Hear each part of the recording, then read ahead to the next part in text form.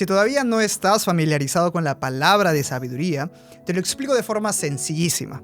Es un código de salud para los miembros de la Iglesia de Jesucristo de los Santos de los Últimos Días, y es la razón por la que no masticamos o fumamos tabaco, o bebemos alcohol, té o café. La palabra de sabiduría es una revelación recibida por José Smith en 1833 y está registrada en Doctrina y Convenios, sección 89. Pero cuando lees esa sección, te darás cuenta que la revelación no menciona específicamente las palabras té o café. Lo que encontrarás son bebidas calientes. Obviamente, muchas personas se preguntan por qué vemos esto como referencia al té y café, pero no al chocolate caliente o la manzanilla o el té de manzanilla. Es una pregunta válida, así que hablemos al respecto.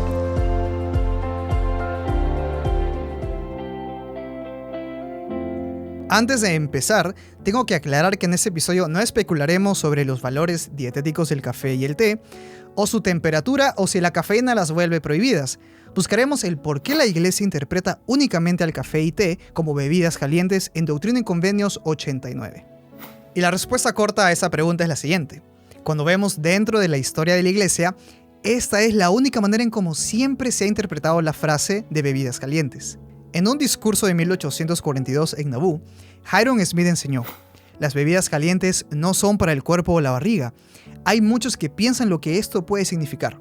Si es que acaso se refiere al té, café o no. Digo que sí, se refiere al té y al café.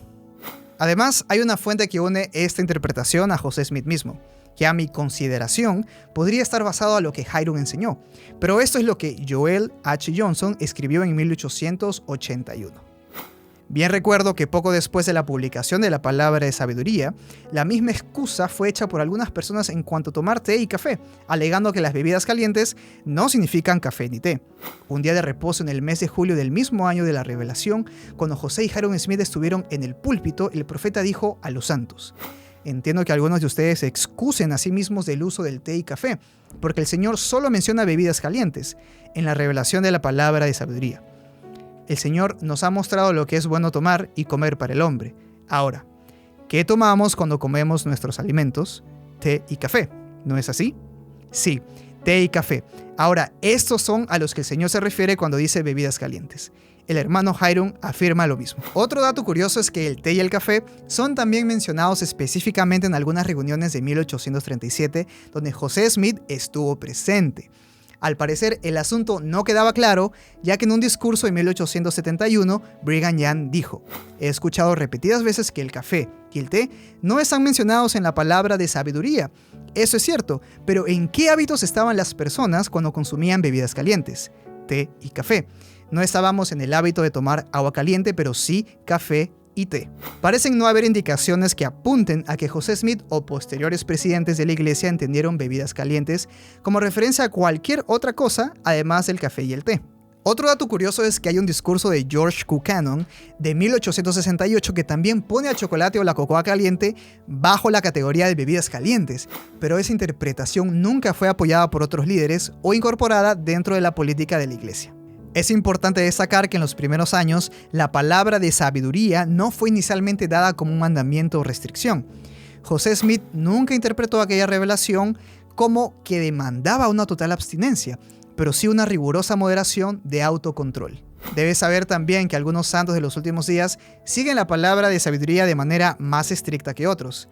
Pero no te sorprendas cuando escuches que José Smith bebía whisky en la cárcel de Liberty, o cuando mires café, té y alcohol en la lista de equipaje de los pioneros. Para ese entonces no se esperaba una total abstinencia. Como una nota interesante, en los primeros años de la Iglesia, el término de bebida fuerte, usada en Doctrina y Convenios 89, generalmente solo aplicaba para aquellos líquidos fuertes como el whisky. Sustancias ligeramente fermentadas como el vino e inclusive la cerveza eran consideradas como bebidas suaves.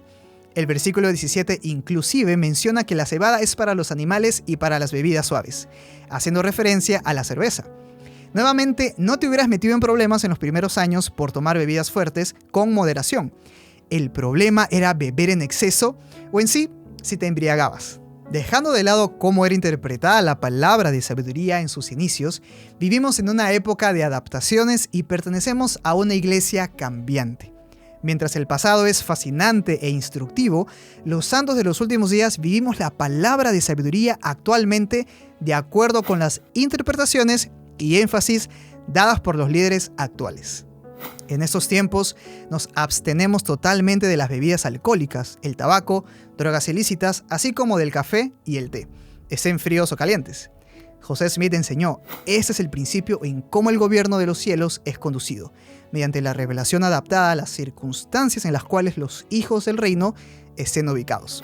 Y es por eso que pienso que tal vez habrá más adaptaciones de la palabra de sabiduría en un futuro, como ha pasado con el uso de la marihuana o los vaporizadores. Espero poder haber aclarado un poco más este tema y ya nos vemos en un próximo episodio de Fe y Creencias. No se olviden de seguirnos en todas nuestras redes sociales como másfe.org.